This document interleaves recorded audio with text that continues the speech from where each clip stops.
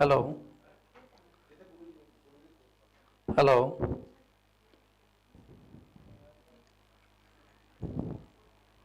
Hello.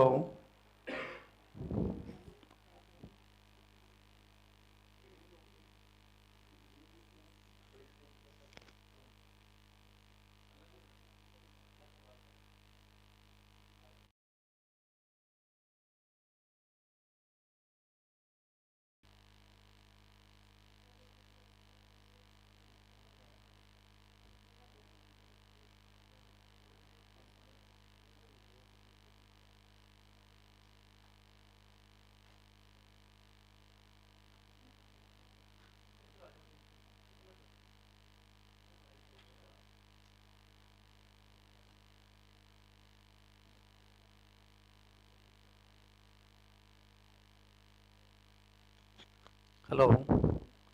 Hello.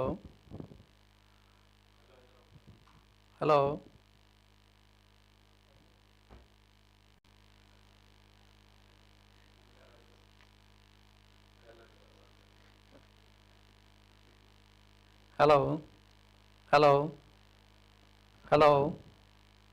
Hello. Hello. Hello. Hello. Hello. Hello.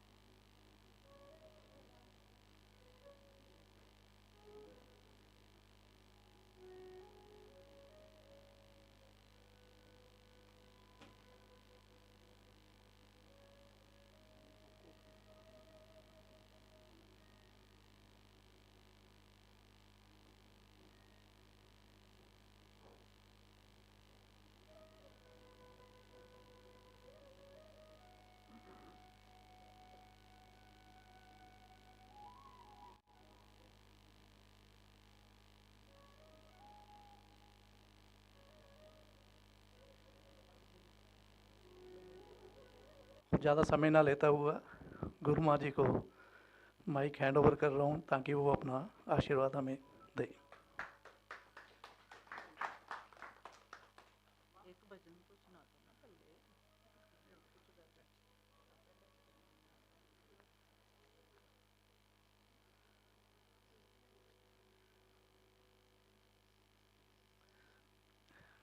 दो। गुरु माँ जी और महाराज जी के चरणों में दो लाइनें।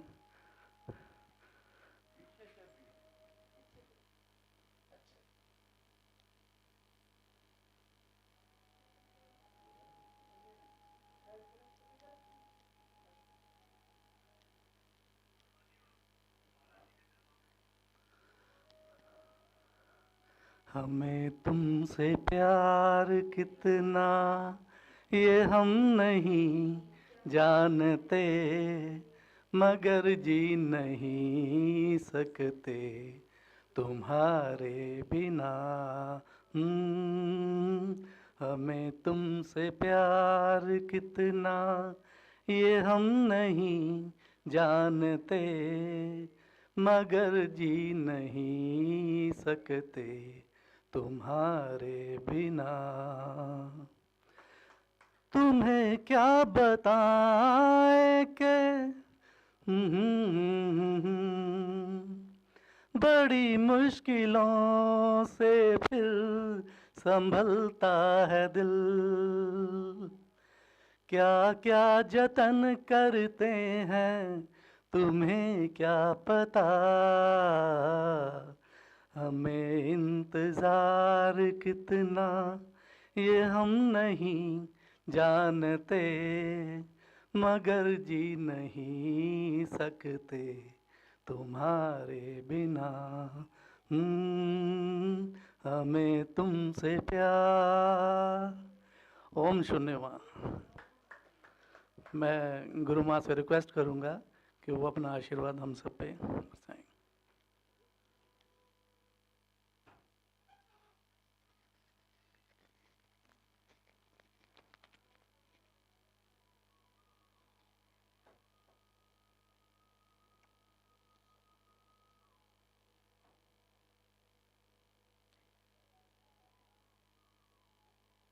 ओम शून्य माँ। ओम शून्य माँ।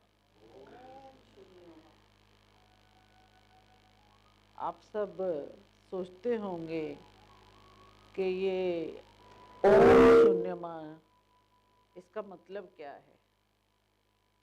ये क्या एक गुरु माँ आजकल बोलती रहती है ओम शून्य माँ। इसका किसी व्यक्ति विशेष से कोई संबंध नहीं है और ना ही ये किसी व्यक्ति विशेष की जय है। ये जय उस परम सत्ता की है। ये जय उस परम सत्ता की है जिसके आप और हम, ये पूरी कायनात जिसका हम हिस्सा हैं, ये जय उसकी है। ये जो ओम है, ओम कोई शब्द नहीं है। दिखने को तो ये एक शब्द ही लगता है, पर अ उ म ये 3 ध्वनियों से मिलके ये जो ओम शब्द या ओम ध्वनि एक स्वर बनता है। तो इस स्वर को पहले से ही जो ऋषि मुनि या साधक संत हुए हैं, उन्होंने इस गूंज को पूरी कायनात में महसूस किया और जब वो खुद समाधियों में गहरे उतरे तो उन्होंने इस ध्वनि को अपने भीतर भी महसूस किया। कहें तो ईश्वर का अगर कोई पहला नाम है वो ये ओम ध्वनि ही है। और ये जो ओम ध्वनि है, साइंटिफिकली इससे प्रूव हुआ है कि बहुत सारी बीमारियां और बहुत सारी चिंताएं और दुख इससे कट जाते हैं। तो इससे पहले कि मैं इसको बहुत लंबा एक्सप्लेन करूं, मैं हैदराबाद आचार्य शंकर लाल जी सारी संगत की तरफ से उनका तहे दिल से शुक्रिया अदा करती हूँ कि आज का जो कार्यक्रम, आज का जो सत्संग, आज का जो डिवाइन इवेंट है, ये उन्हीं की वजह से आयोजित किया गया है। आचार्य शंकर लाल बहुत ही सुलझे हुए इंसान हैं और वो हैदराबाद का जो केंद्र है उसको संभाल रहे हैं और वो बहुत बिजी होने के बावजूद भी उनका जो रुझान है वो स्पिरिचुअलिटी की तरफ और ऐसे धार्मिक कार्यक्रम जो करके उनको जो आनंद प्राप्त होता है वो देखते ही बनता है।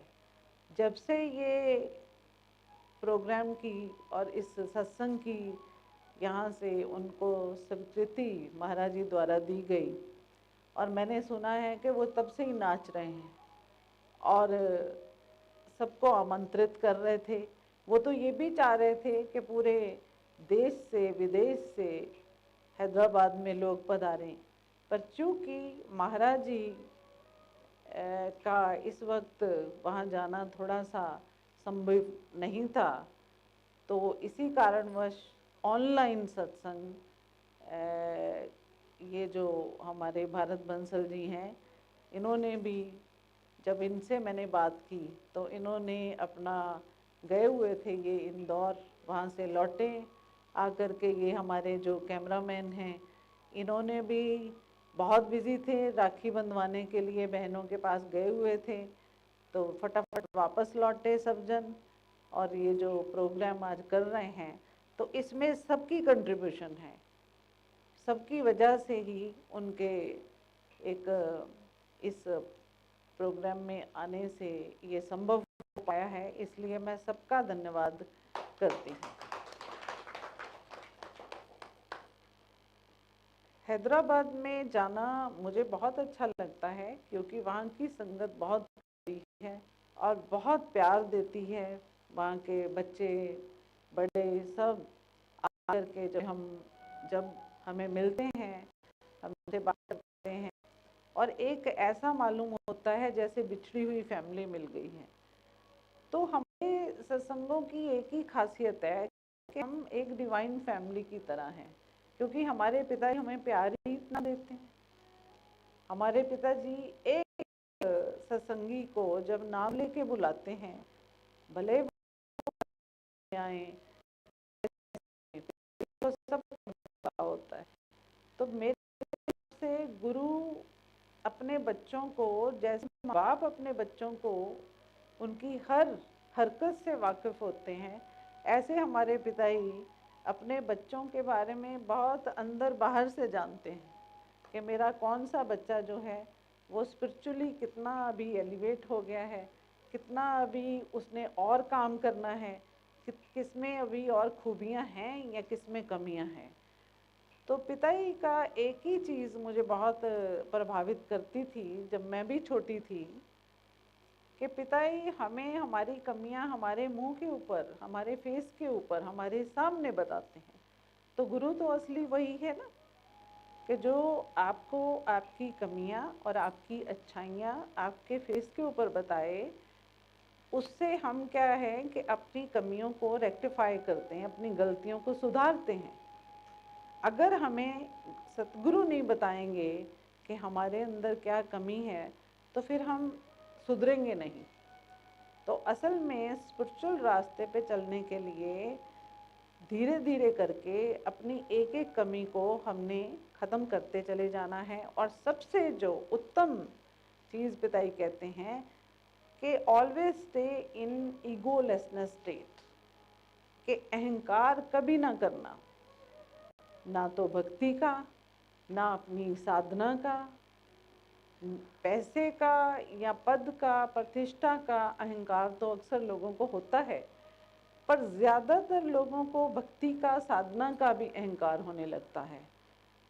कई लोग ऐसे थे, मैंने देखे हैं, जो स्पिरिचुअल किताबें भी लिखते थे, और वो किताबें लिखने का भी उनको अहंकार होता था कि मैंने तो 500 किताब लिखी है, मैंने 200 लिखी है, तो फिर मैं सबसे आगे क्यों नहीं।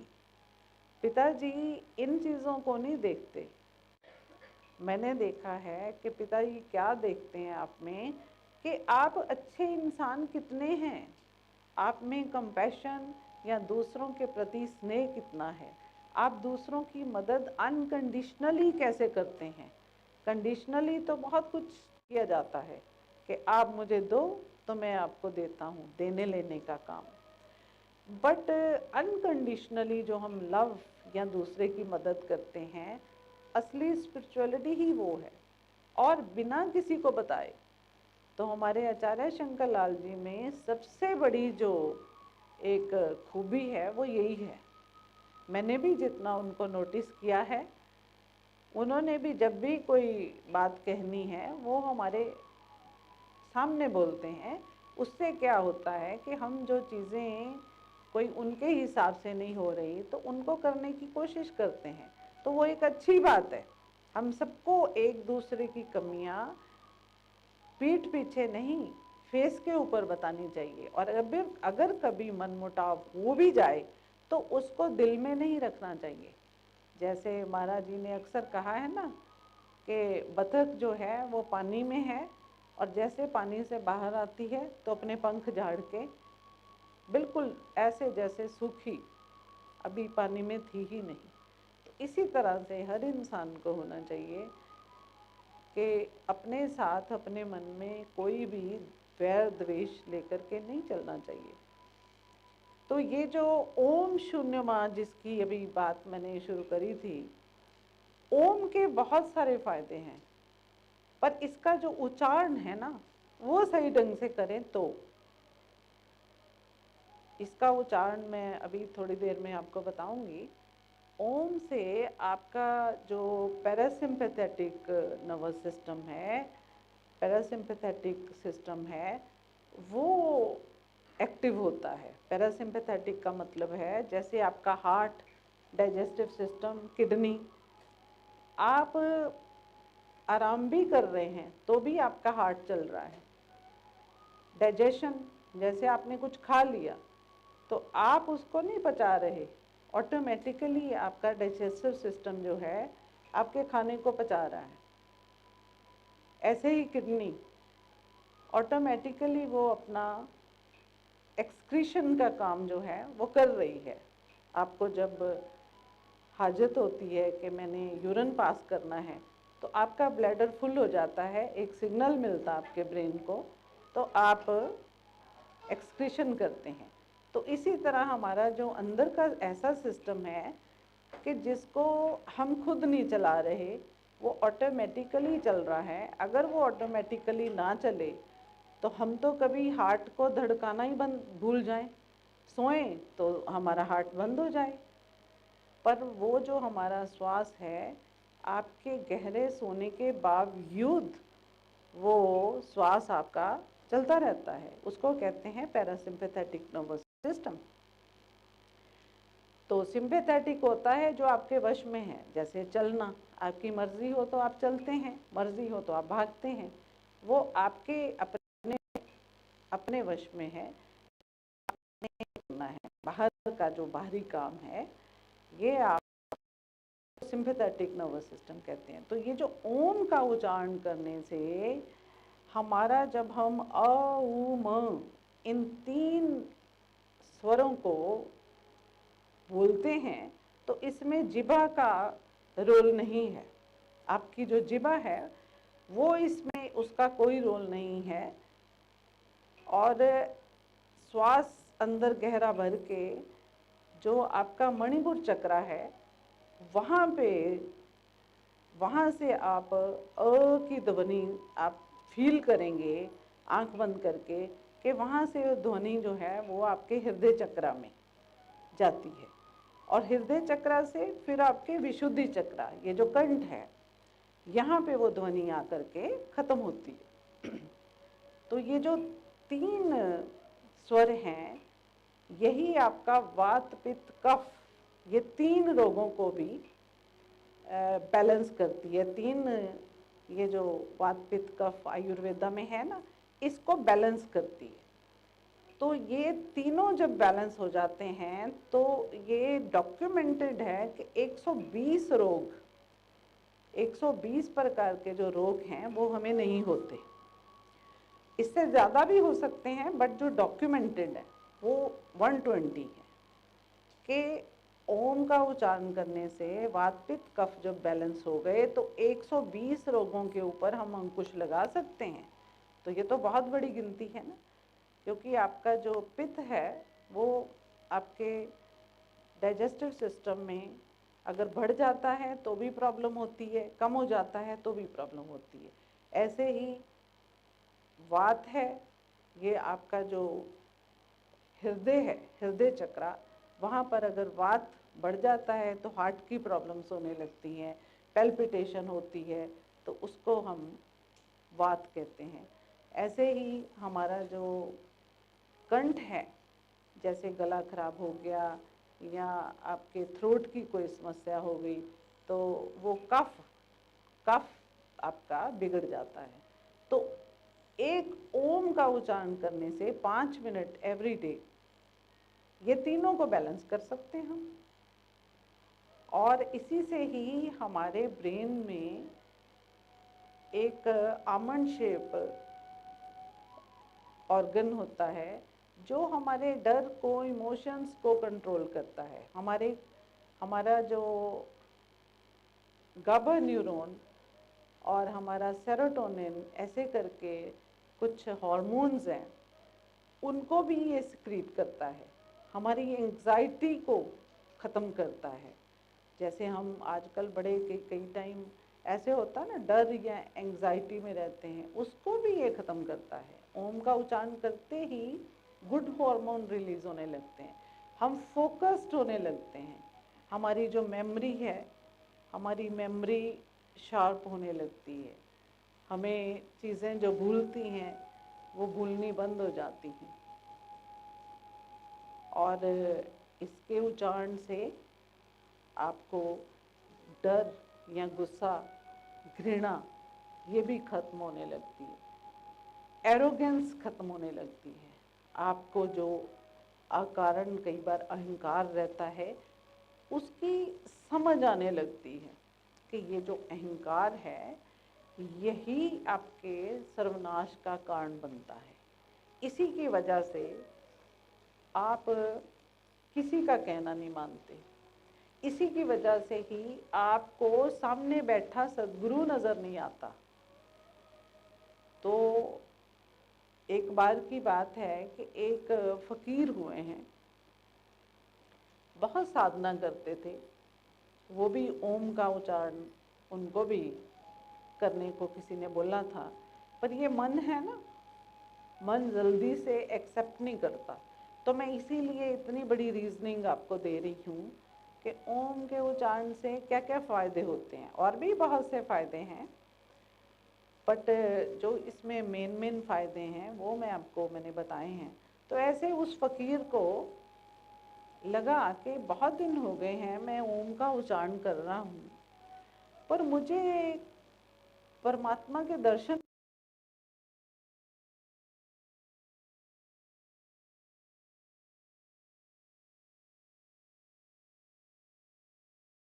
करते हैं। तो वो जो साधु थे वो हमेशा पेड़ के नीचे बैठे रहते थे, और चाहे वर्षा हो, जैसा भी मौसम हो, वो एक आसन लगाया और वहीं पे बैठे रहना, उन्होंने साधना करनी। तो वो फ़कीर उनके पास गए,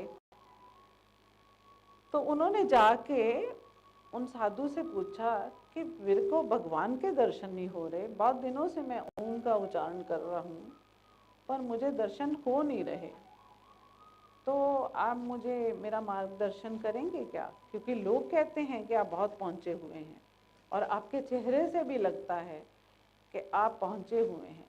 तो मुझे ऐसा महसूस होता है कि आप मुझे भगवान से मिला सकते हैं। तो वो साधु हंसा और कहने लगा कि ये निशानी,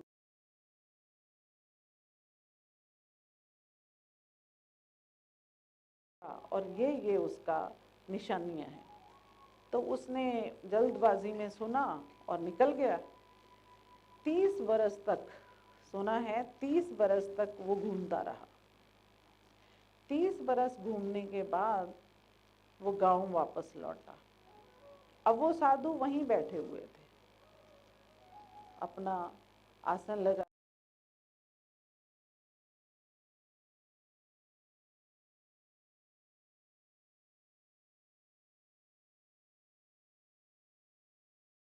कम 1000 जगह जाकर के देख लिया, और जैसी निशानी आपने बताई थी मैंने वो भी देखा, पर मुझे कहीं पे भी परमात्मा के दर्शन नहीं हुए।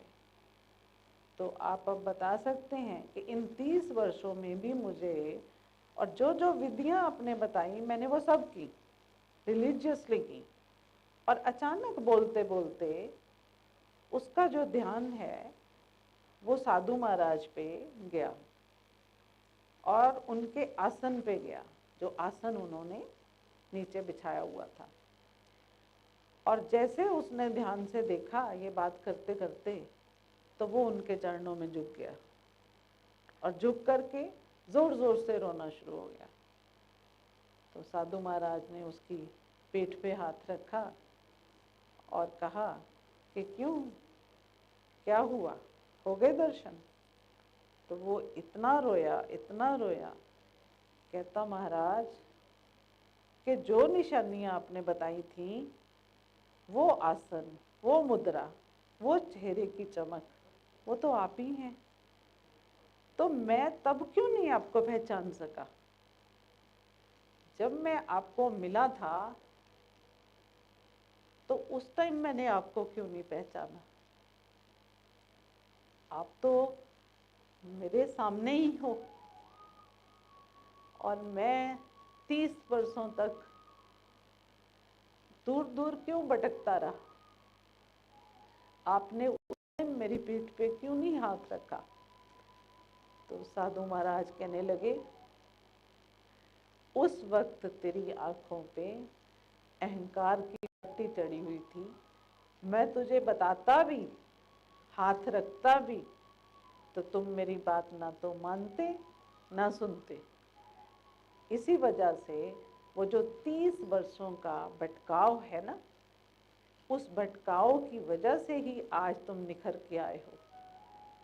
अब तुझे मेरी बात की समझ भी आएगी, दर्शन भी होंगे, और तुम अब मेरी हर बात को ध्यान से अपने दिल में भी उतारोगे। यही होता है कि जब महाराज जी से भी बहुत सारे लोग आके पूछते हैं कि महाराज जी हमें परमात्मा के दर्शन करने हैं, तो मुझे अपना भी उस टाइम याद आता है कि एक टाइम था मैं भी भाग गई थी। मैं भी 12 बरस इंग्लैंड में खाक छान के आई हूँ, और तब मैं भी पिताजी के सामने भगवान की बारे में कई बार सवाल जवाब करती थी। मेरे से भी ये गलती हुई थी।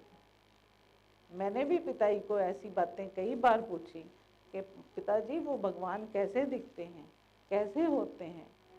तो पिताजी हंस के मुस्कुरा के मुझे छोटी छोटी कहानियाँ सुना देते। तो जब 12 बरस मैं इंग्लैंड में थी तो वहाँ मुझे पिताजी के दर्शन हुए, ऐसे दर्शन हुए कि जिनको मैं शब्दों में एक्सप्लेन नहीं कर सकती। तो फिर मैं लौट के मैंने भी उसी साधु बाबा की तरह, उस फकीर की तरह, उस साधु के चरणों में अपना मस्तिष्क रख के खूब रोई कि उन 12 वर्षों में मुझे ये ज्ञान क्यों नहीं हुआ? क्यों मैं आपके स्पर्श को, क्यों मैं आपके आशीर्वाद को पहचान नहीं पाई? पिताजी इतने वर्ष हम क्यों भटकते रहते हैं?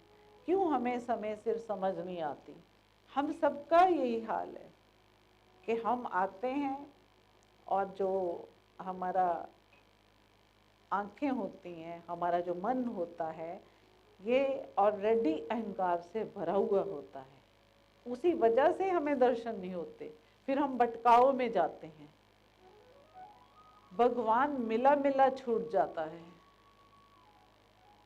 बहुत से ऐसे मूर्ख लोग होते हैं जो इतना पास से पास भगवान के दर्शन नहीं कर पाते और कहीं और निकल जाते हैं। पर कभी ना कभी 30 बरस या 30 बरस से भी ज़्यादा 300 बरस लग जाते हैं ना, तो समझ आती है, ओहो हम तो भगवान की कुटिया में ही थे, हम वही रह कर के ही नहीं भगवान को पहचान सके।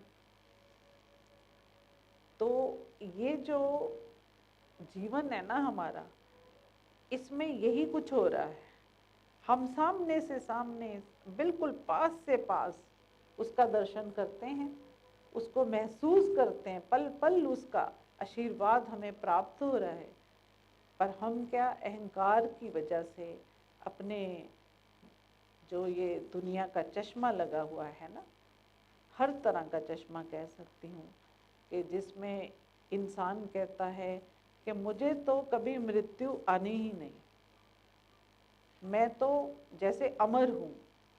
हाँ, मरा तो सामने वाला है, थोड़ा सा रो लेंगे, अफसोस के 2 शब्द बोल देंगे, मेरे को मृत्यु थोड़ी आनी है, मैंने तो अभी बहुत लंबा जीना है। ये गलत फहमी में जी रहे हैं हम। एक साधु थे, उनके पास रोज एक लड़का जाके ऐसे पूछता, उठ पटांग क्वेश्चन, कभी कुछ कभी कुछ। एक दिन तो हद कर दी, कहने लगे कि गुरु महाराज, मैं रोज आता हूँ, रोज आपको देखता हूँ और आपके सामने लोगों को बैठे देखता हूँ, पर एक सवाल मेरे मन में है जो कि मैं पूछना चाहता हूँ, इजाज़त हो तो मैं पूछ लूँ? तो साधु महाराज कहते, बिल्कुल पूछो। कहता, मैं आपका सत्संग सुन के जाता हूँ, पर फिर भी मेरे मन में गलत विचार उठने बंद नहीं होते। तो क्या आपके मन में कभी कोई गलत विचार नहीं उठा? तो उन साधु महाराज की एक बात प्रचलित थी, वो कभी झूठ नहीं बोलते थे, हमेशा हर बात को सत्यता से ही बात करते थे, सत्य बोलते थे। कभी कभी कुछ लोग आजकल हैं जिन्होंने साधु का चोला डाला हुआ है, पर वो लालच की पट्टी, झूठ की पट्टी उन पे चढ़ी रहती है। वो बोलते तो लोगों को हैं कि झूठ मत बोलो, पर खुद तो बोलते हैं। तो उन साधु के बारे में ये था कि वो झूठ कभी नहीं बोलते थे। तो उन्होंने कहा कि ठीक है, मैं तेरी बात का जवाब देता हूँ, पर कल जब तुम आए थे तो मेरी दृष्टि तुम्हारे हाथ पे पड़ी थी, तो मेरे को नजर आया कि तुम एक हफ्ते के भीतर तुम्हारी मृत्यु होने वाली है। ये सुनते ही वो जो लड़का है वो लड़खड़ाने लगा। पहले तो बड़े तपाक से बोल रहा था कि मैंने तो पता नहीं ऐसा क्वेश्चन किया है, आज ये बहुत बड़ा हंगामा होएगा। बट उन्होंने जैसे ही कहा कि एक हफ्ते में तेरी मृत्यु होने वाली है, तो वो एकदम घबरा गया और खड़ा खड़ा उसने दीवार पकड़ ली। तो साधु महाराज कहने लगे कि घबरा क्यों रहे हो, पूछो क्या पूछते थे। तो वो कहता, नहीं, मैं अभी जा रहा हूँ। तो वो कहने लगे, अभी तो एक हफ्ता है तुम्हारी मृत्यु में, इतनी जल्दी क्यों घबरा रहे हो? वो बोल नहीं सका कुछ और बाहर को जाने लगा, और जाते ही वो सीढ़ियों पे लड़खड़ा के गिर गया। लोग भागे, उन्होंने देखा कि वो बेहोश हो गया है। इतना डर मृत्यु का कि एक हफ्ते बाद मैं जा रहा हूँ। अभी बिल्कुल यंग, अनमैरिड, शादी भी नहीं हुई। पर चूंकि उन साधु महाराज का सबको पता था कि वो जब भी किसी का हाथ देखते और जो बोलते वो सत्य होता, तो अब ये लड़का बड़ा परेशान, और जो लोग बैठे थे वो भी हैरान कि अरे एक हफ्ते में ही ये जा रहा है। कुछ लोग तो वहीं पे ही अफसोस करने लग गए, जैसे लोगों की आदत है, ओहो ये तो माँ का अकेला बच्चा है, ये है वो है। ऐसी बातें सुन के वो और घबरा गया। अब जब बेहोश हुआ, उसको उठा के लेके गए, तो डॉक्टर आया, होश में लाए। 6 दिन बीत गए, उसने खाना पीना त्याग दिया, ऑलमोस्ट बेड पे ही लेटा कि मृत्यु तो आने वाली है, कहीं जाना नहीं, आना नहीं। तो 7वें दिन ये साधु महाराज उठे और उसके घर गए। तो घर गए तो जाकर के उसके सिराने बैठे, सिर पे हाथ रखा, तो आंखें उसकी बंद थी, जैसे प्राण निकल ही गए हों। अब साधु महाराज ने हाथ रखा और कहा कि बेटा बताओ, इन 7 दिनों में तुझे कोई गलत विचार आया क्या? तो उसने धीरे से आंखें खोली, कहा, क्यों मरते हुए इंसान से बाबा मजाक कर रहे हो? तो बाबा कहने लगे, तुमने भी तो मेरे साथ मजाक किया था, मैं भी तो मरने वाला हूँ, तुम भी उस दिन मजाक कर रहे थे, तो अगर मैंने तुझे ये बात पूछ ली तो ये मजाक हुआ क्या? तो वो कहने लगा, नहीं, इन 7 दिनों में सिवाय मृत्यु के मेरे दिमाग में और कोई विचार नहीं आया, और पल पल मुझे ऐसा लग रहा है कि आज मैं गया कल गया, और मेरे को भूख प्यास भी नहीं अब तो लगती, कुछ अच्छा नहीं लगता, कोई वस्तु अच्छी नहीं लगती, काम पे जाना अच्छा नहीं लगता, मुझे मेरी अकेली माँ है, इसको देखना भी अच्छा नहीं लग रहा, सिर्फ और सिर्फ मुझे शमशान घाट नजर आ रही है, मुझे जलती हुई मेरी चिता नजर आ रही है, मुझे लोग रोते हुए नजर आ रहे हैं कि मेरे इर्द गिर्द लोग इकट्ठे हैं, बीच में मैं लेटा हुआ हूँ और मेरी मृत्यु हो चुकी है, सिर्फ यही नजर आ रहा है। तो बाबा आपने ये जो बात मुझे बताई है, तो मुझे कैसे कोई और ख्याल आ सकता है? तो बाबा कहने लगे, ऐसे है कि तुम कोई मरने वाले नहीं हो अभी, यही एहसास दिलाने के लिए तुझे मैंने ये बात बोली थी कि मेरे को जिस दिन ये ज्ञान हुआ था ना कि मृत्यु अटल सत्य है, उसी दिन से गलत विचार आना तो बहुत दूर, कभी उनका ख्याल या ऐसी बात आई नहीं और ना ही अहंकार रहा। और मेरे को एक ही नाम याद है, वो उस प्रभु का, उस परमात्मा का, उस परमेश्वर का, जिसने इस कायनात को बनाया है। तो जिस दिन हमें ये चीज़ें याद रहेंगी ना, तो मृत्यु 7 दिन क्या, 70 दिन, 700 दिन, बात तो एक ही है, या 7 साल या 70 साल, तो आनी तो है ही है। तो इसीलिए अटल सत्य मृत्यु को जब याद रखेंगे ना, तो ना तो अहंकार आएगा और ना ही आपके पास क्या है, घर है, गाड़ी है, वस्तुएं हैं, इनका ध्यान आएगा, और ना ही इनसे आपको मोह रहेगा। आप अपना फर्ज पूरा करोगे, ड्यूटी पूरी करोगे, पर कभी भी लालच या किसी को दुख, द्वेष, ये मृत्यु को याद रखना ही अपने आप में उस परमात्मा के दर्शन हैं। जो इन चीज़ों को भूल जाता है ना कि कभी मैंने इस दुनिया से जाना ही नहीं, ये सब मेरा है, मैं दुनिया का राजा हूँ, मैं सबसे बड़ा इंसान हूँ, बाकी सब तुच्छ हैं, तो वहीं पे ही हम गलती करते हैं, वहीं पे ही हम। तो इसीलिए ये जो ओम का उच्चारण करने को आजकल मैं आपको अक्सर बोलती रहती हूँ, ये मेरा पर्सनल एक्सपीरियंस है। मैं हर रोज़ सुबह 3 बजे पिताजी ने जैसे बताया है, कम से कम 20-25 मिनट इसका उच्चारण करती हूँ, तो मैंने देखा है मेरे में बहुत सारी चेंजेस आई हैं। जो कमियाँ थी वो धीरे धीरे ख़त्म होने लगी हैं। और इसको मैंने प्रैक्टिकली एक्सपीरियंस किया है कि कभी ज़रा सा कोई प्रॉब्लम होने लगती है, फिजिकल एलिमेंट, तो ओम के उच्चारण से हीलिंग होने लगती है। क्यों, कैसे? क्योंकि गुड हार्मोन रिलीज होते हैं, तो गुड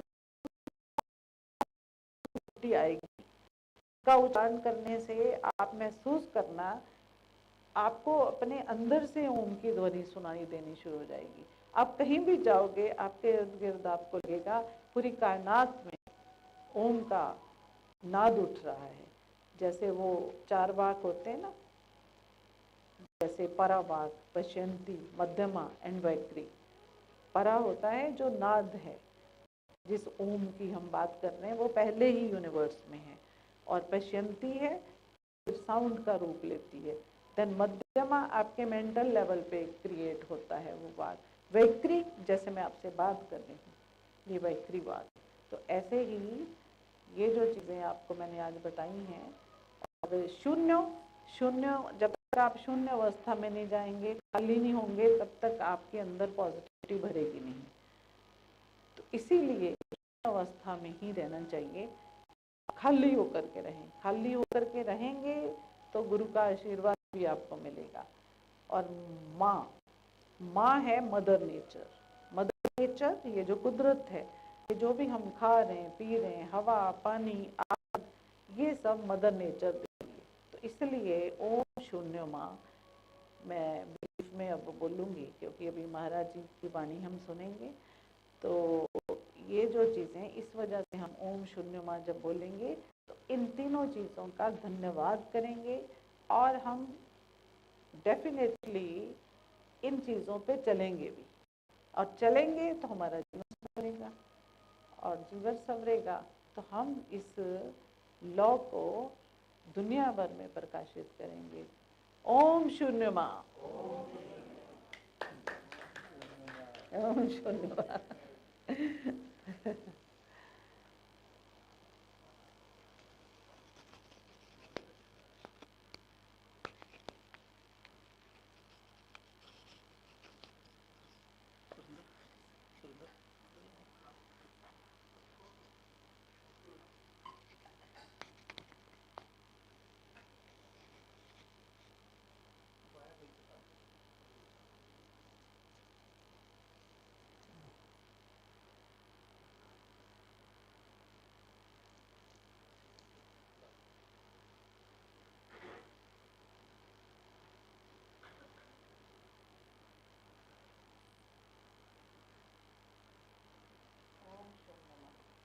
ओम शून्य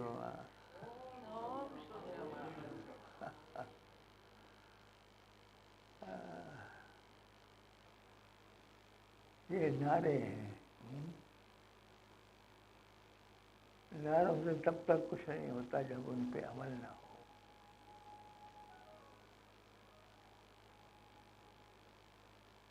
इंसान को शून्य अवस्था में रहना चाहिए। वो अवस्था जिसमें हल्के हो, बहुत हल्के हो, कोई वजन नहीं उठा रखा। बेटा पढ़ रहा है, बेटी पढ़ रही है, उनके उनके जिम्मेवारियां हैं, लेकिन वो जो जिम्मेवारियां हैं, वो जो वजन है, वो जो उनका भार है, वो महसूस नहीं हो रहा है कंधों पे। मैंने उठाया हुआ है, लेकिन वो महसूस नहीं हो रहा। मैं बिल्कुल हल्का हूँ, बिल्कुल पूरी तरह से मैं नितांत खाली हूँ, नितांत खाली हूँ।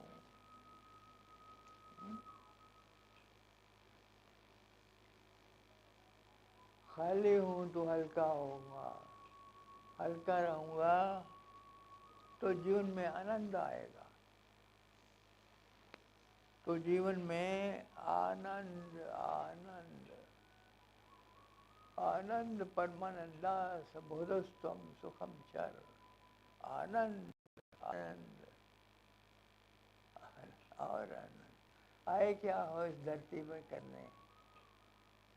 एक ही तो काम है तुम्हारे पास कि कैसे सुख बड़ा हो, सुखी हो जाओ, पूरी तरह से सुखी हो जाओ। हाँ?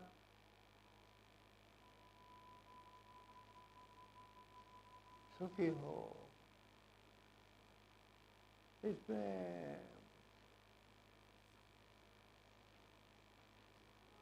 ये जो एक सतगुरु हुए ना, जिनका नाम था अष्टावक्र, वो भी राजा जनक को यही सबक देते हैं। सुखी भव, सुखी भव, सुखी भव। तू सुख में आ जा, तू सुख में चल। इंसान अगर दुख भोगे यहाँ आके इस धरती पर, तो किस काम का,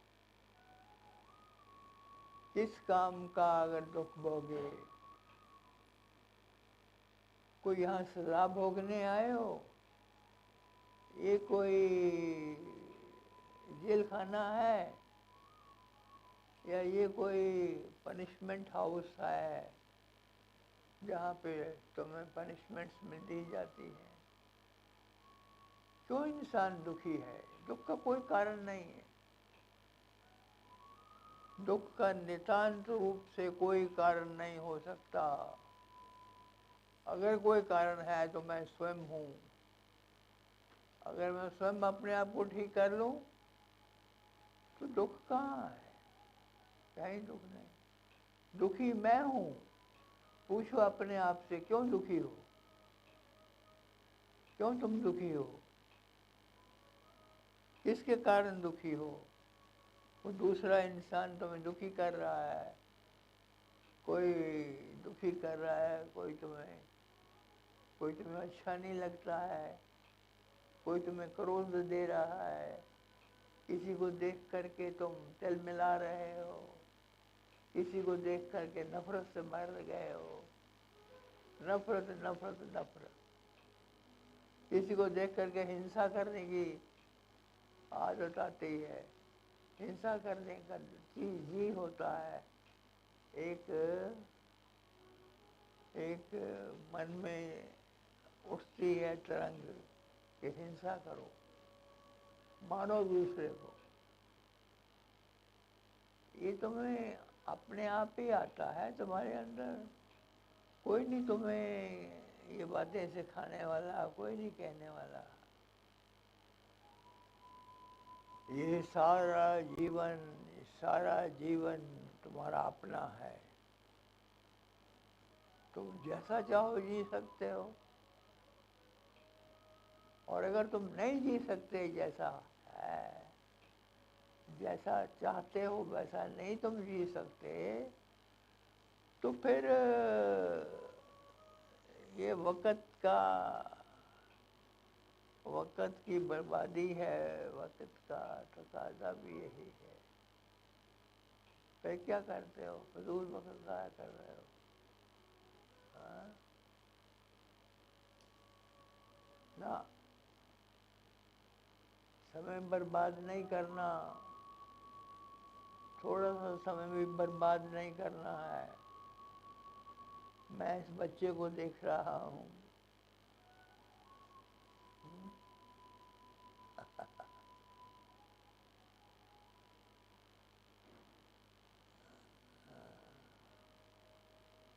ये बच्चा मेरे सामने बैठा है,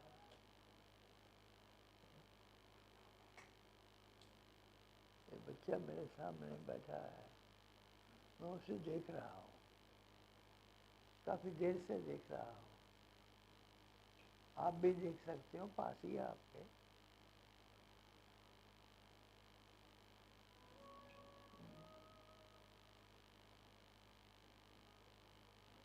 किसका बच्चा है ये? बोलो।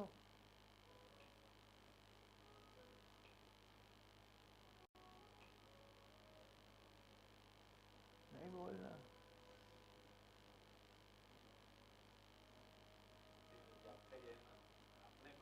आप बाप हो ना, आप पिता हो, अपना नाम लेने में क्या हर्ज है?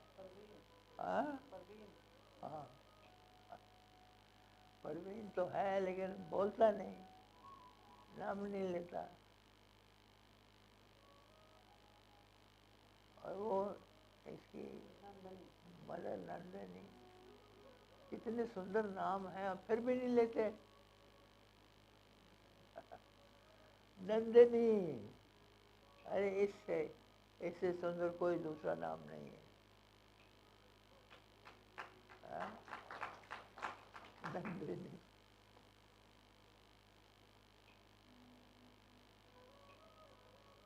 और प्रवीण,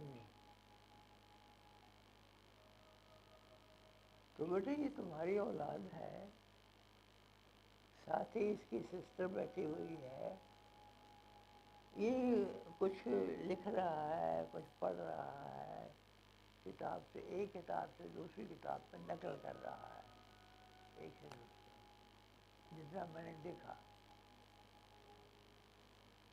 तो मुझे अच्छा लगा ये जानकर कि ये समय की कदर कर रहा है, समय का परवाह। इसको बताया गया है या ये जान गया है कि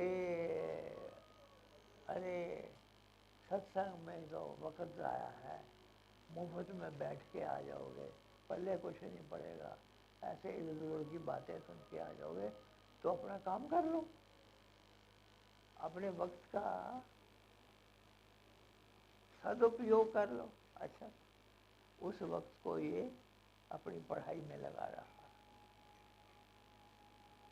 अपनी पढ़ाई में लगा रहा है। बहुत थोड़े से लोग होते हैं दुनिया में जो पढ़ते भी रहें और सत्संग भी सुनते रहें, साथ में सत्संग भी पता लग रहा है क्या आ रहा है, क्योंकि सत्संग का अपना मूल्य है। अगर तुम ध्यान दो तो वो सब कुछ है, अगर नहीं है वक्त बर्बादी है।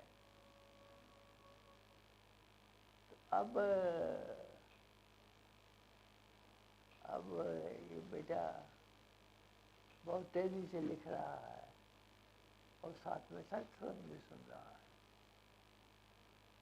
मुझे अच्छा लगा ये देख करके कि ये कितना समय की कदर कर रहा है, समय का सदुपयोग हो, समय बर्बाद ना हो।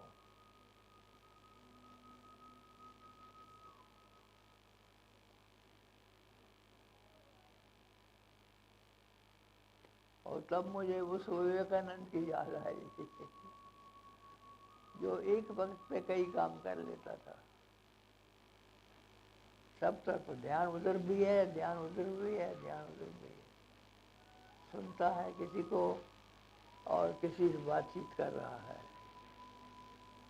किसी किसी को कुछ बोल रहा है, कह रहा है, और किसी के ऊपर कान लगाए हुए है, उसकी आवाज़ सुन रहा है।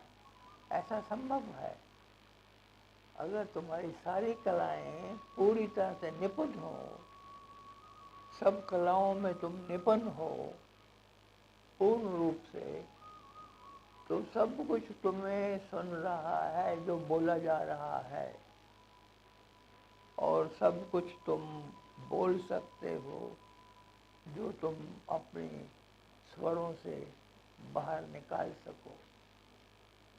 जो भी तुम अपने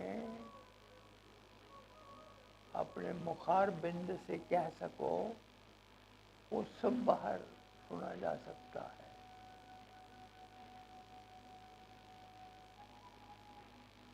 ये अब जैसे अभी छोटी सी बात आई है, बांसुरी बज रही है, हाँ, कितनों को सुना रही है, सुन रहे हो कितने? करीब करीब सभी सुन रहे होंगे बांसुरी।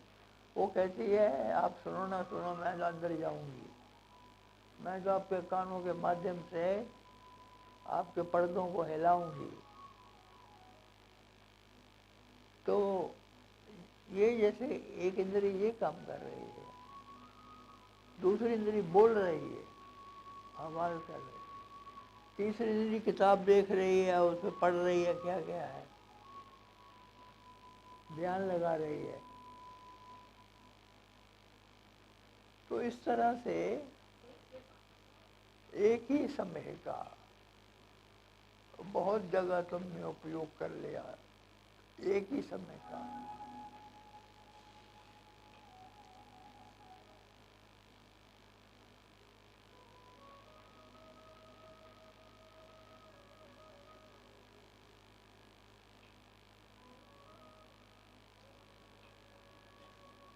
हम ये बांसुरी की धुन को ज़्यादातर ध्यान के लिए उपयोग करते हैं।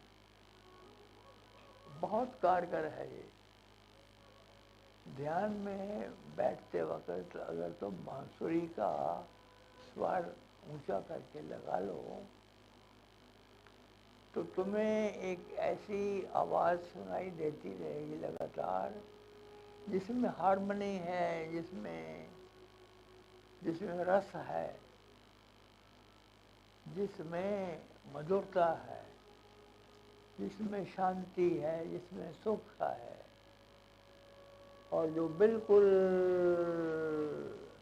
सम हो करके तुम्हारे पर बरस रही है, वो सारी की सारी आवाज़। उसी में डूब जाओ। पूछते रहते हो ना ध्यान कैसे करें, क्या करें, कुछ समझ में नहीं आता। अरे कुछ समझने की ज़रूरत ही नहीं है, जो कुछ भी हो रहा है उसमें डूब जाओ। अगर बांसुरी की आवाज़ सुन रहे हो तो उसकी आवाज़ में डूब जाओ, पूरी तरह से डूब जाओ, और ऐसा होगा, जल्दी ही ऐसा महसूस होगा कि तुम उससे ऊपर उठ गए। आवाज़ नीचे रह गई, वो बांसुरी नीचे रह गई, और तुम उसके ऊपर उठ गए। तुम का मतलब तुम्हारा वजूद, तुम्हारा अंतरतम, तुम्हारा मन, तुम्हारी आत्मा, वो सब ऊपर उठ गए। और ऊपर उठने में एक आनंद की लहर दौड़ जाएगी। ऊपर उठने में ही एक आनंद की लहर दौड़ जाएगी तुम्हारे भीतर। बस उसी लहर को पाने के लिए लोग ध्यान करते हैं। ध्यान करते हैं, ध्यान में बैठना है, बड़ा जोर है ध्यान पर। पाश्चात्य देशों में तो बहुत जोर है ध्यान पर। ध्यान करवाए कोई, ध्यान बता दे कोई, ध्यान में ले जाए कोई। तो लोग जा रहे हैं गुरुओं के, संतों के, महंतों के, ऋषियों के, मुनियों के द्वारों पर कि कहीं से वो हमें धक्का मिल जाए ताकि हम ध्यान में छलांग ले लें, हम ध्यान में छलांग ले लें। तो मैं तुमसे कह रहा हूँ कि ध्यान कुछ भी नहीं है, ये बांसुरी तो बज ही रही है, इसी बांसुरी के बजते बजते तुम शांत हो जाओ। शांत का अर्थ है ख्यालात बंद कर दो बाहर के, केवल बांसुरी सुनाई दे, केवल बांसुरी की धुन सुनाई दे और कुछ सुनाई ना दे, कोई बातचीत बाहर की सुनाई ना दे। एक ही धुन जो कि बांसुरी की लगातार बज रही है, वही धुन तुम्हारे पार बरसती रहे, वही धुन तुम्हारे पर लगातार बरसती रहे। तो क्या होगा कि उसको सुनते सुनते सुनते सुनते तुम उसी में डूब जाओगे।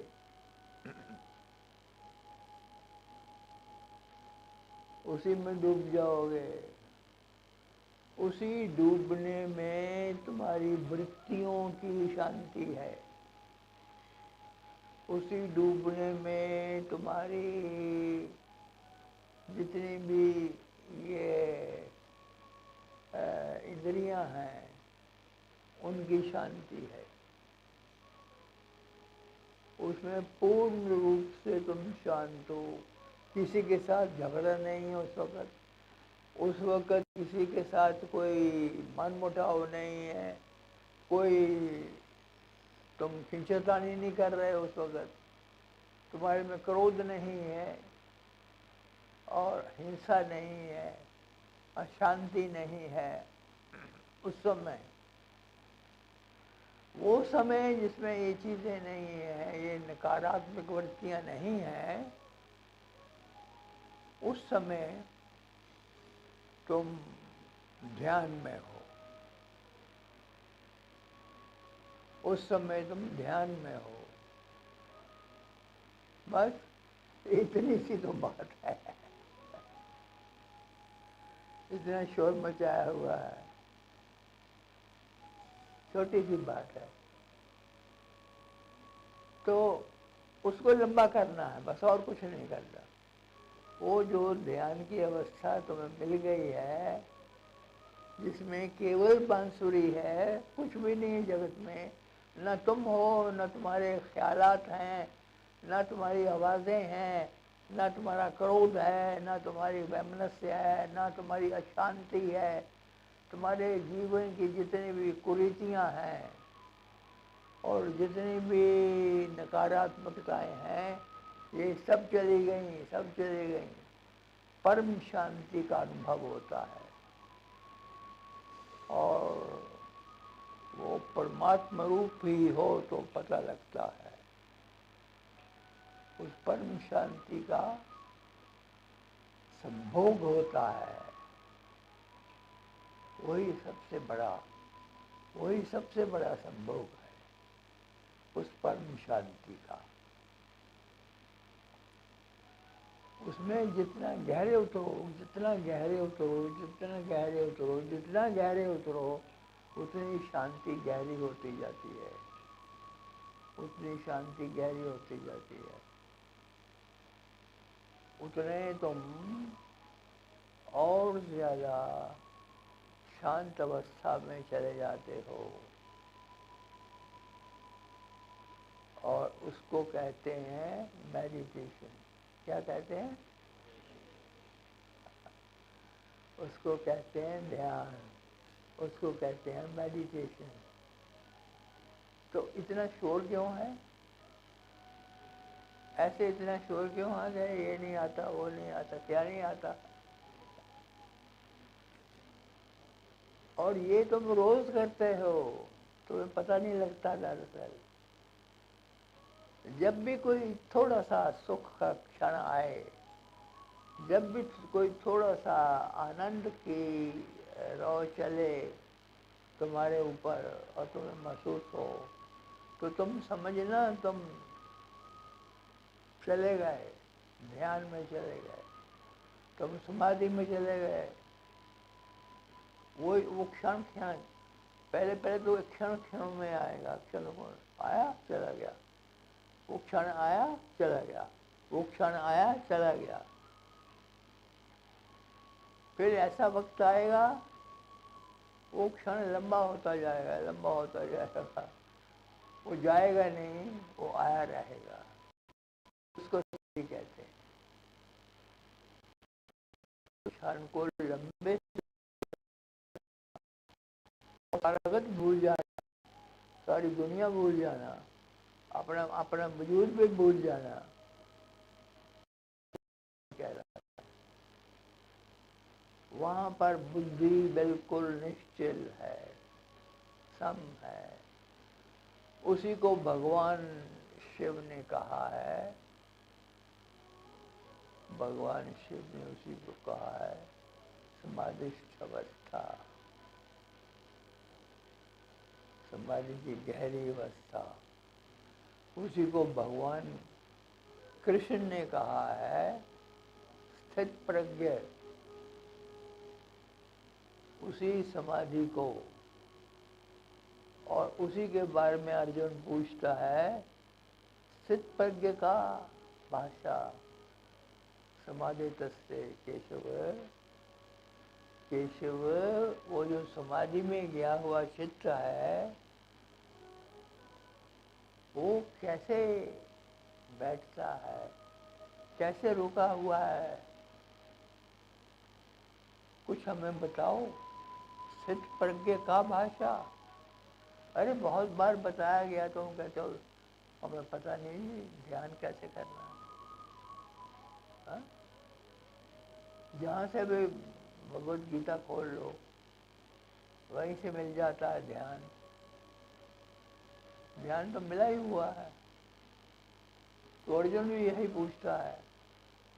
क्यों पूछता है? क्योंकि अर्जुन ने सुना है बार बार, उसने सुना है कि ध्यान में शांति है, ध्यान में सुख है, ध्यान में मौजें ही मौजें हैं, ध्यान में मज़ा ही मज़ा है, ध्यान में प्राप्तियाँ ही प्राप्तियाँ हैं, ध्यान में कोई भी दुख नहीं है, सुख ही सुख है, सुख ही सुख है।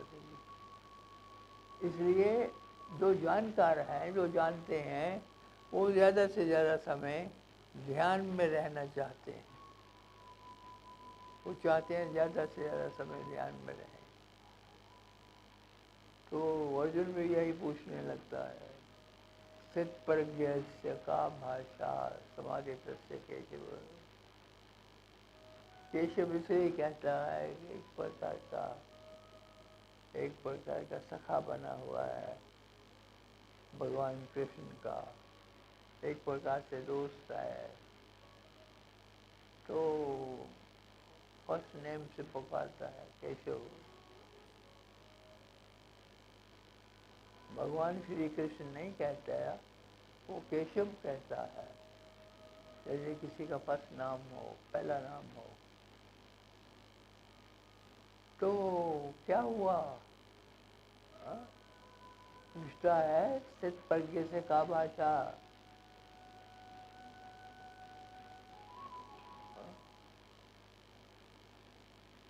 क्या मतलब हुआ इसका?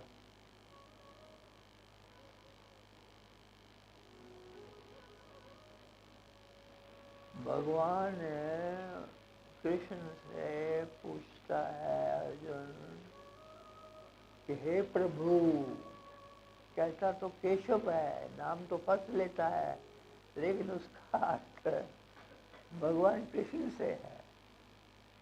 भगवान कृष्ण से पूछता है मेरे भगवान, मुझे ये बता कि समाधि में स्थित हुआ हुआ आदमी कौन है, कैसा है? ये तो कई बार पूछा गया है, भगवत गीता में छाया हुआ है। अगर हिंदुस्तान में रहने वाले लोग जो भगवत गीता को दिन रात पढ़ते हैं, अगर वो पूछते रहे बाहर वालों से, लोगों से कि ध्यान में कैसे बैठा जाए, तो बड़ी अजीब सी बात लगती है। वहाँ तो पन्ने पन्ने पे यही जिक्र किया हुआ है। स्थित प्रज्ञ से का भाषा समाधि दस्य केशव। स्थित फिर आगे फिर थोड़ा एक्सप्लेन कर देता है। स्थित थी किम प्रभाषित किम आसी ये तो किम, जो वो संत सतगुरु भक्त है, वो जो सतगुरु जिसकी तलाश हर इंसान को है, मिलता नहीं है, उसकी पहचान क्या है? हम कैसे पहचाने कि हमें सतगुरु मिल गया? किसी को सतगुरु कर लेते हो, वो कोटा सिक्का मिलता है। किसी को सतगुरु कर लेते हो, वो ठीक नहीं मिलता है,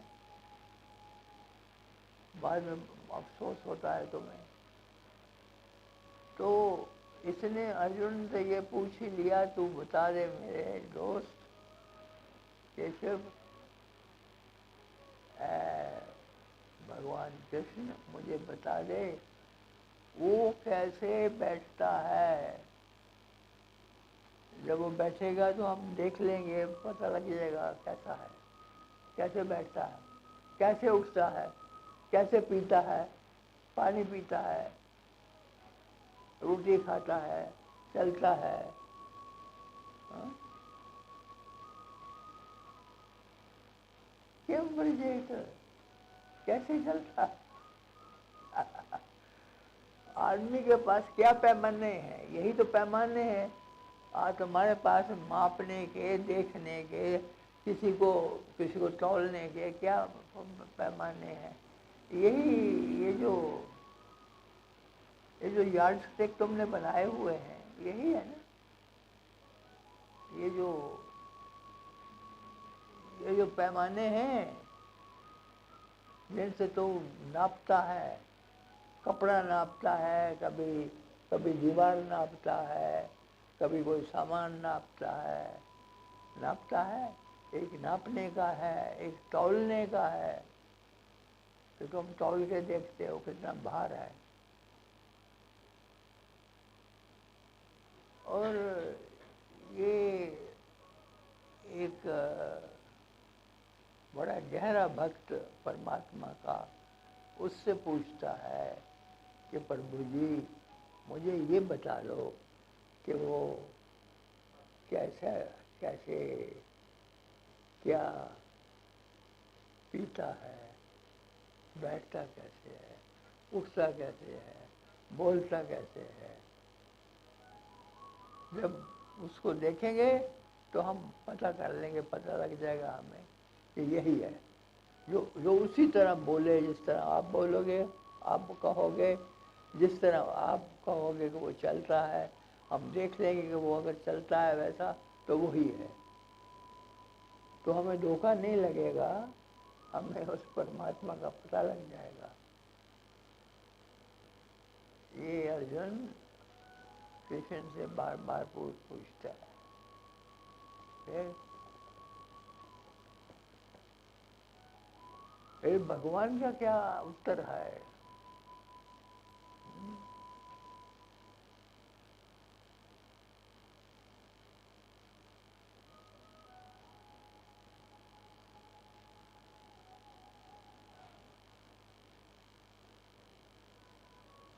भगवान इसकी बात ही नहीं करते।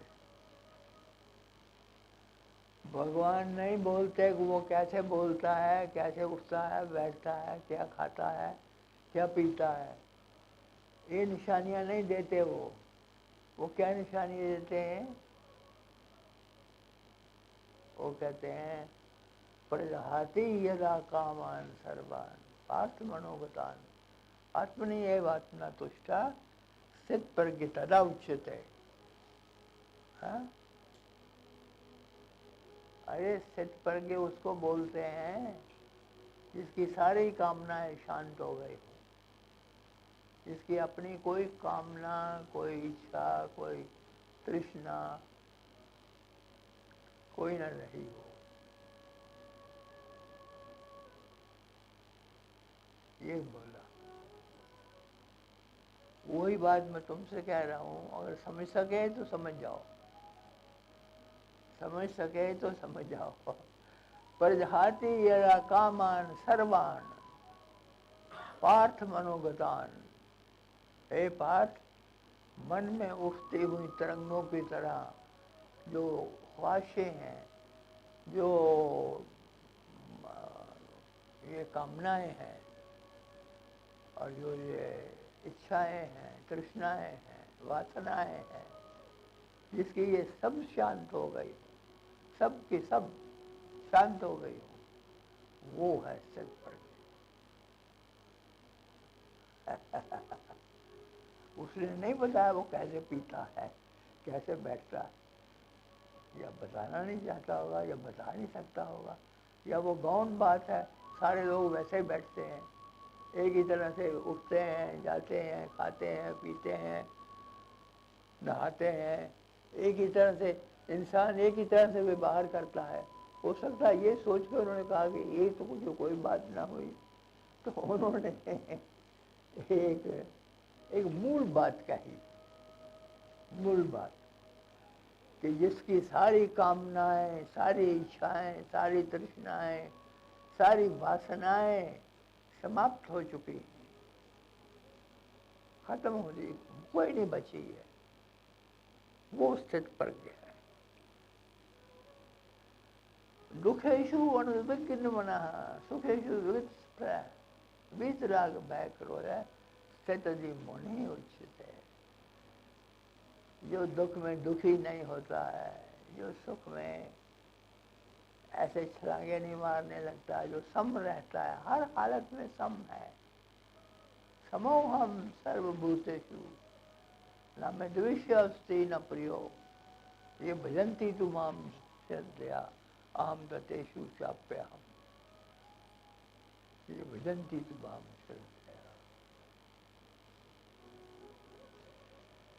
समोहम समम सर्वेषु भूतेषु तिष्ठन्नम परमेश्वर विनश्यसु अविनश्यन्तुम यः पश्यति सः पश्यति। जो जितनी समावस्था में ठहरा हुआ मिल जाए वो तुम्हारा सदगुरु है। परवीन, जो जितनी ज्यादा समावस्था में ठहरा हुआ मिल जाए वो सदगुरु। ये कृष्ण ने कहा, मैंने नहीं कहा।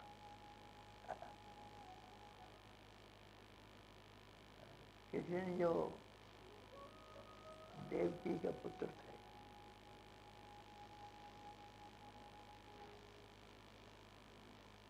तो अब तुम खुद अपना रास्ता चुन सकते हो, खुद अपना रास्ता चुन सकते हो। मुझे याद आ रहा है कि इसी तरह की बात अष्टावक्र गीता में भी आती है। अष्टावक्र ने भी ये पूछा है।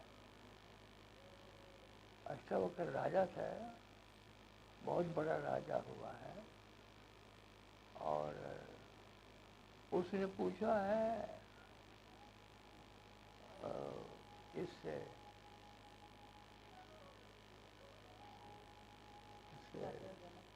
हाँ,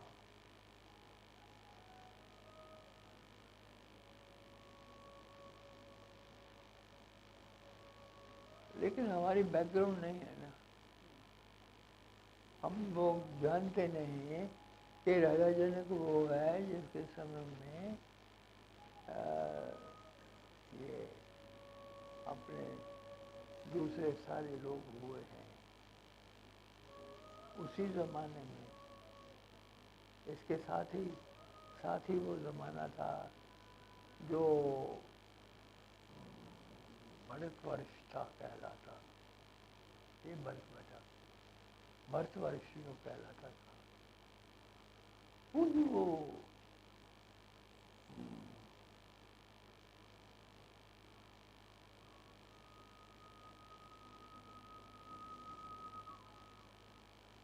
क्या बात थी। अष्टावक्र बाप ने नाम रख दिया अष्टावक्र, क्योंकि 8 अंगों से टेढ़ा था पैदा हुआ तो और एक दूसरी कथा है, वो कहती है कि उसने कुछ बोल दिया गलत और बाप को क्रोध आया, उसे जल लेकर के क्रोध पे उसे जल छिड़क दिया और बोला कि तूने ये अपशब्द कहा है, शास्त्रों के बारे में अपशब्द कहा है, जा तुझे पनिशमेंट देता हूँ। तुम्हें सजा मिलती है कि तू 8 अंगों से टेढ़ा हो जा।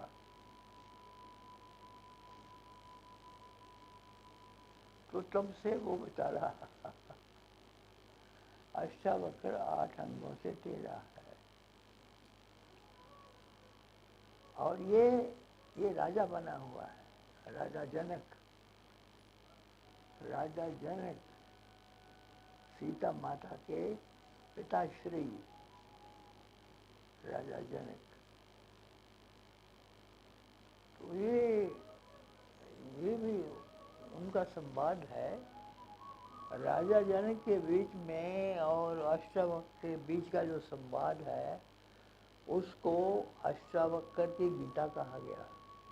ये वो भी गीता ही है, गीता के समान ही है, लेकिन वो थोड़ी सी अलग है। तो उसमें भी ये प्रसंग आता है, यही जो आप पूछ रहे हो, सिद्ध प्रज्ञ सका भाषा, उसमें भी पूछते हो कि कथम ज्ञानम आपनोति, कथम मुक्ते भविष्यति, वैराग्यम च कथम प्राप्तम, एतद् ब्रह्मी मम परमो। अष्टावक्र को गुरु मान लिया है, उसको प्रभु मान लिया है। वो 8 अंगों का टेढ़ा जो आदमी है उसको अपना सतगुरु मान लिया है और उससे पूछ रहा है कि हे प्रभु मुझे ये बताओ कि मुझे ज्ञान कैसे प्राप्त होगा, कब प्राप्त होगा, मुक्ति कब प्राप्त होगी, कथम मुक्त भविष्य थी, वैराग्य कथम प्राप्तम। ये जो वैराग्य है जिसके कारण इंसान मोक्ष को प्राप्त होता है, ये कब प्राप्त होगा, ये पूछता है। वो ये नहीं पूछता कि सोना महंगा होगा कि सस्ता होगा। हाँ? आजकल लोग इनसे पूछते हैं गुरुओं से, ये आपका जो है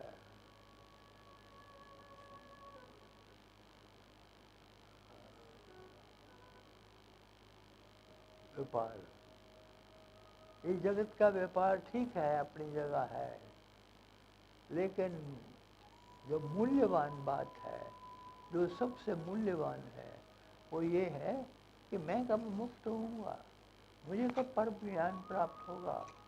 हे प्रभु मुझसे ये कहो, ये मुझसे बताओ। तो वो भी अष्टावक्र भी ऐसी बात बताता है,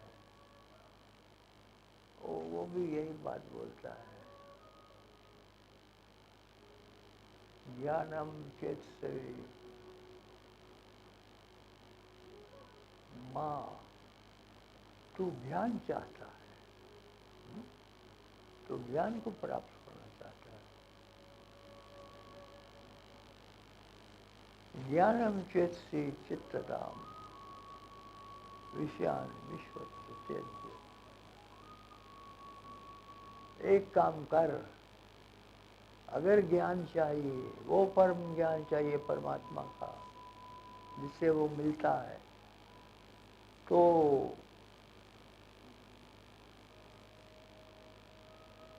विषयों को ऐसे छोड़ दो, विषय वासनाओं को ऐसे छोड़ दो जैसे जैसे कि जहर को छोड़ देते हैं। वो भी ऐसे ही कह रहा है।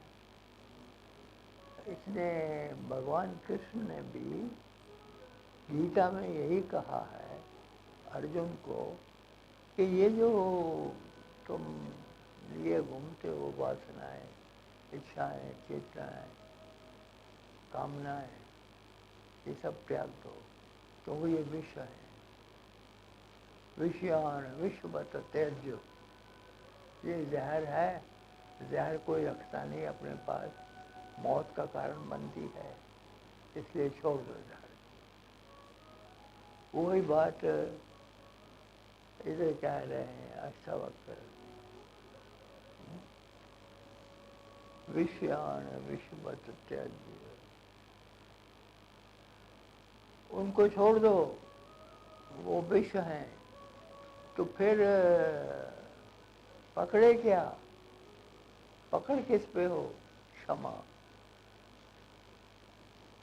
क्षमा, आर्जव। करना क्या है? तुम तो दूसरे पासे लगे हुए हो, दूसरी तरफ जा रहे हो। पाना भगवान को है और करना कुछ भी नहीं चाहते। परमात्मा मिलता है जो क्षमाशील है उसको। प्राथमिक चरण ही पूरे नहीं हुए जीवन के, तो परमात्मा पे छलांग कैसे लगा लोगे? प्राथमिक चरण पूरे नहीं हुए जीवन जीने के, और प्राथमिक चरणों में सबसे पहले आता है क्षमा। क्षमा किया, कितनों को क्षमा किया? कितनों को क्षमा किया तुमने? बैठ के गिन लेना। कितनों को शुक्रिया अदा कर दिया तुमने? ये भी क्या करोगे? बैठ के गिन लेना। क्षमा, क्षमा आर्जव। आर्जव होता है सिंपल, आर्जव होता है बिल्कुल जैसे साधारण आदमी है, कोई बल फेर नहीं है, कोई बल फेर नहीं जीवन में। इतना सीधा है, इतना सीधा है कि बस वो तीर की तरह सीधा है, और उसको कहते हैं आर्जव। आर्जव होता है बहुत ही साधारण आदमी, बहुत ही साधारण आदमी जिसका कहीं भी जीवन में बल नहीं है, कोई बल फेर नहीं है। बिना बल फेर के कोई खड़ा हो तो वो है आर्जव लिए हुए, वो इंसान आर्जव लिए हुए। ये संस्कृत का शब्द है, इसे याद रखना। क्षमा, आर्जव, दया। दया, सुभाष दया, हर पे दया, एक एक जीव पे दया। कितने जीव जंतु तुम्हारे पाँव के नीचे आकर के जमीन पर मर जाते हैं रोज जब तुम चलते हो, लेकिन उस पर क्या कोई दया आती है? कोई दया नहीं। कितने जीव जंतु जब तुम सांस लेते हो तो सांस लेते वक्त अंदर जाते हुए मर जाते हैं, तुम्हें कभी ख्याल आया?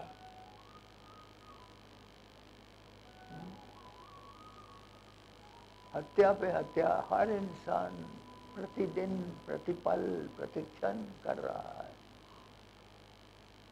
लेकिन उसका कोई ख्याल नहीं। कम से कम उसकी तलाफी ही मांग ली होगी परमात्मा से।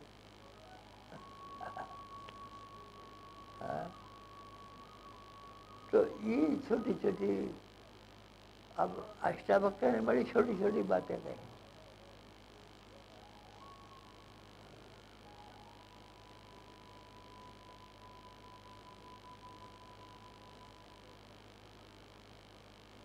तोष, संतोष, जहाँ क्षमा कहा, जहाँ दया कहा, जहाँ आर्जव की बात की, वहाँ पे उन्होंने कहा कि तू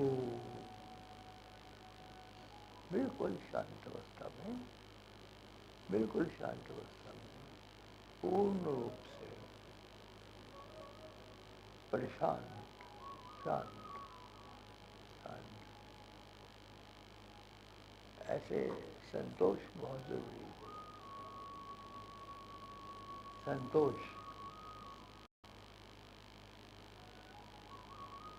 तो ये छोटी छोटी बातें हैं। आज तुम लोगों ने सत्संग रख लिया और आचार्य हमारे शंकर लाल जी, इन्होंने कृपा कर दी,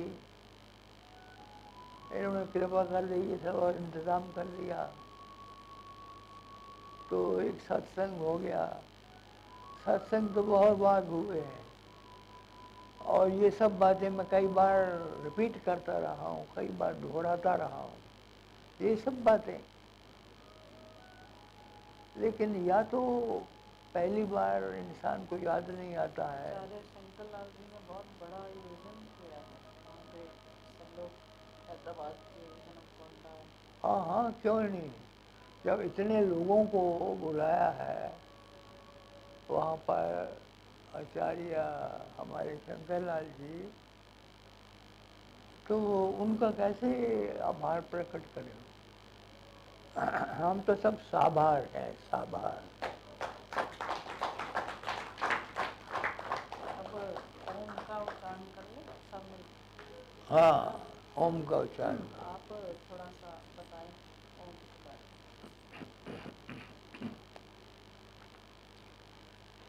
ऐसा है। हाँ, में। ये बताएंगे? बोलो बोलो बोलो। नहीं नहीं, आप बताएं। बोल दो, क्या बोलने लगे थे आप लोग। आप बोलो ओम का उच्चारण। उनका उच्चारण तो सीधा साधा है। हम गुरु ग्रंथ साहब में ये जो गुरुओं की बानी है उसको बड़े आदर से गाते हैं, बजाते हैं। उसमें एक ओंकार आता, ओंकार, ओंकार उसी से लिया गया है। ओंकार, ओम, ओम, ओम, ये ध्वनि है। दरअसल कोई शब्द नहीं है ये, ओम कोई शब्द नहीं है। इसको शब्द बनाने के लिए 3 अक्षर दिए हैं, अ, उ, म। अ पे होंठ खुलते हैं, उ पे होंठ एक जैसे खुले रहते हैं और म पे बंद हो जाते हैं। और ये जो 3 अवस्थाएं हैं अ, उ, म के, ये ओंकार में बदल जाता है। ओ,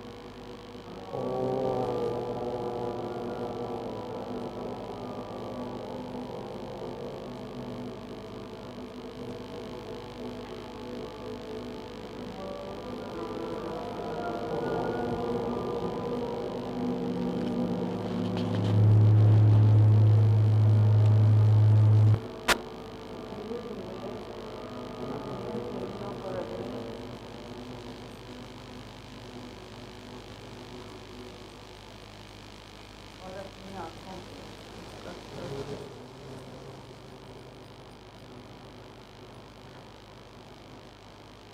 और धन्यवाद का आप कैंप के लिए थोड़ी अनाउंसमेंट कर दो।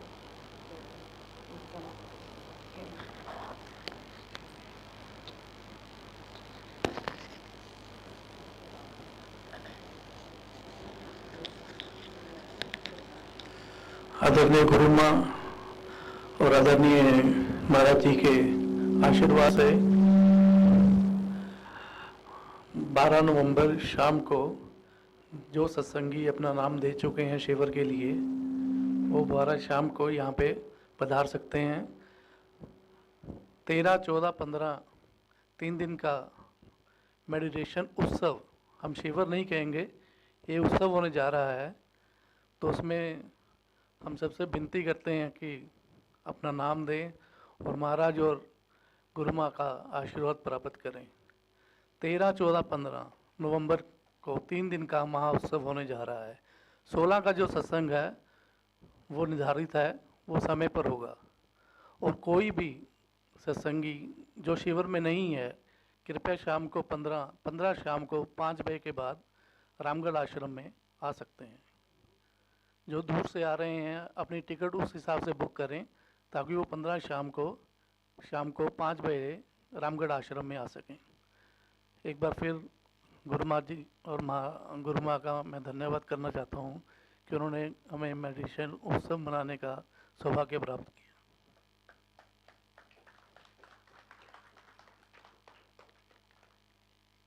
ये जो मेडिटेशन उत्सव आप सबके आग्रह पे महाराज जी की कृपा हुई है, ये उत्सव ऐसा उत्सव होगा जिसमें आपकी स्पिरिचुअल और इमोशनल और हर तरह से आपकी डे टू डे लाइफ में जो प्रॉब्लम्स हैं, और यहाँ कई कारणवश कुछ बॉन्डेज या कुछ बॉन्ड्स ऐसे होते हैं कि जो हमारे अंदर गांठें बन जाती हैं, इमोशनल जिसको कहते हैं इमोशनल गांठें, उनको खोलने का भी इसमें काम होगा।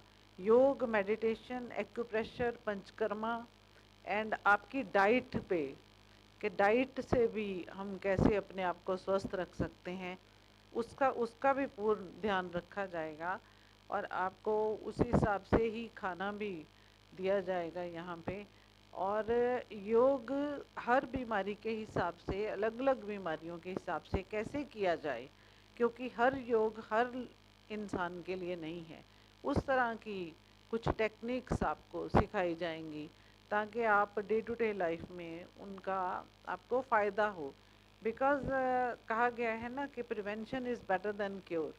बीमारी आने से पहले ही हम अपने शरीर को स्वस्थ रखें और उसका ध्यान रखें तो हॉस्पिटलों में जाने की हमें ज़रूरत ही नहीं पड़ेगी। इसीलिए हम आयुर्वेदा के ऊपर भी काम कर रहे हैं कि कुछ जड़ी बूटियां ऐसी खाई जाएं कि जिससे आपकी जो एजिंग जो है, आपका जो बुढ़ापा है वो जल्दी ना आए।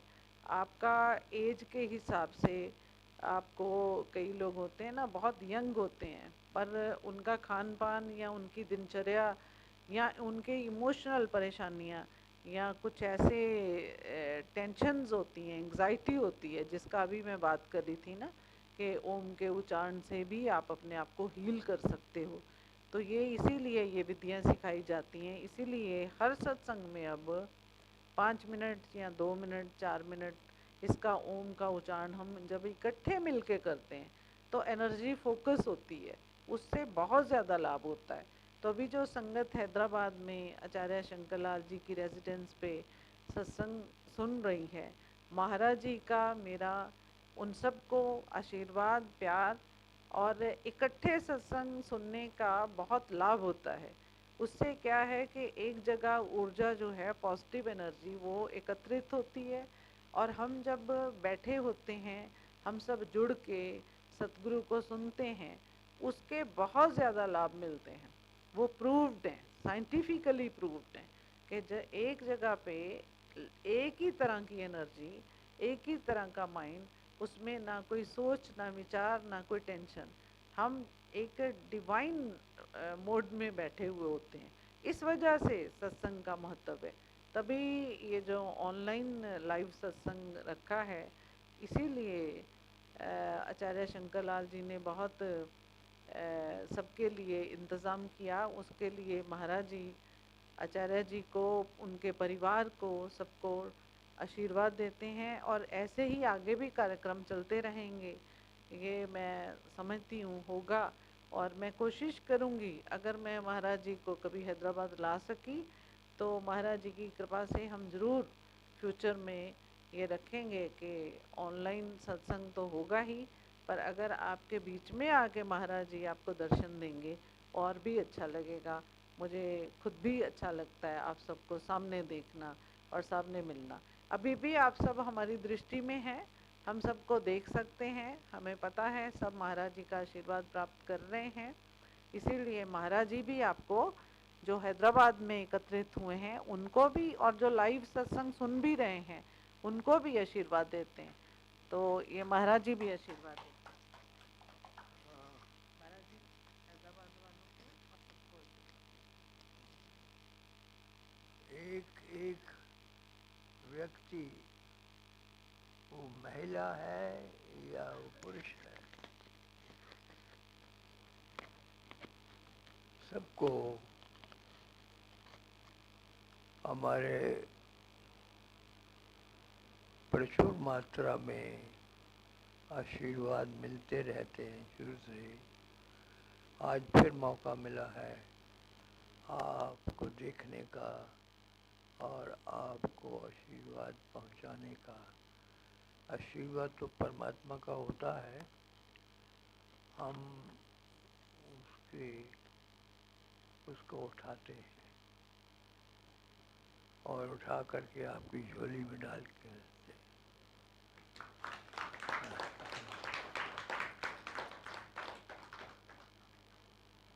परमात्मा का सब उसका है और ये आशीर्वाद आप तक पहुंचता रहे, इसका क्रम जारी रहेगा, जारी रहेगा।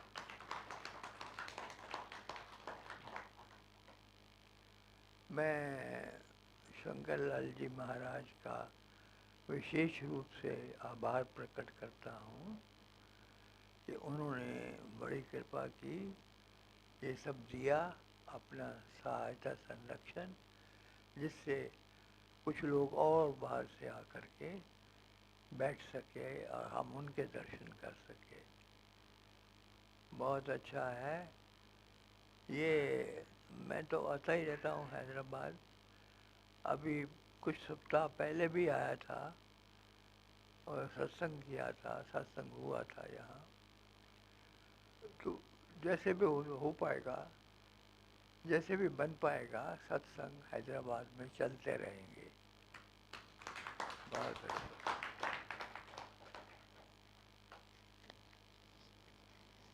इसी के साथ ही हम आज का जो डिवाइन सत्संग है इसका समापन करते हैं और सारी संगत को ढेर सारा आशीर्वाद और प्यार देते हैं। खुश रहो, हमेशा खुश रहो।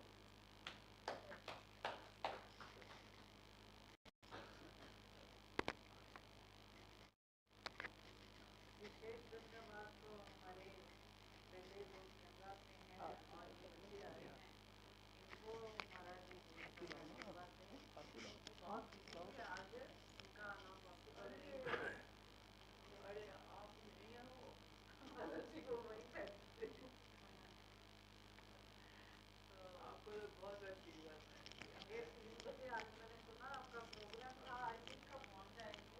आपको फटाफट